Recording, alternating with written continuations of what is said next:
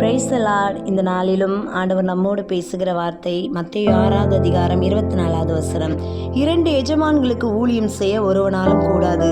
ஒருவனை பகைத்து மற்றவனை சிநேகிப்பான், அல்லது ஒருவனை பற்றி கொண்டு மற்றவனை அசட்டை பண்ணுவான். தேவனுக்கும் உலகப் பொருளுக்கும் ஊழியம் செய்ய உங்களால் கூடாது. ஹல்லேலூயா. ஆண்டவராகிய இயேசு சொன்ன ஒரு வார்த்தை தான் நாம் வாசித்த பகுதி. 2 எஜமான்களுக்கு நம்மால ஊழியம் செய்ய முடியாது. காரணம், ஒன்றை முக்கியப்படுத்தி இன்னொன்றை அசட்டை பண்ண வேண்டியது வரும். உலகமும் உலகத்தில் உள்ள எல்லாம் ஒரு நாள் அழிந்து போகும்.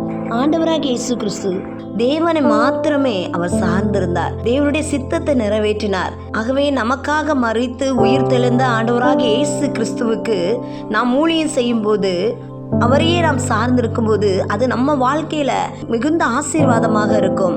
உலக காரியத்துல நாம ஈடுபடாம தேவனை மாத்திரமே நம்ம முழுமையாக பற்றி கொண்டிருப்பது தான் ஆண்டவர் விரும்புகிறார். ஆகவே நம்ம தியாகமாக அர்ப்பணிப்போட ஆண்டவருக்காக நாம் சேவை செய்யும் போது பரலோக பாதைக்கு நம்மை கொண்டு செல்கிற ஒரு நல்ல வழியாய் காணப்படுகிறது. தேவனுக்காகவே நாம் வாழுவோம். God bless you.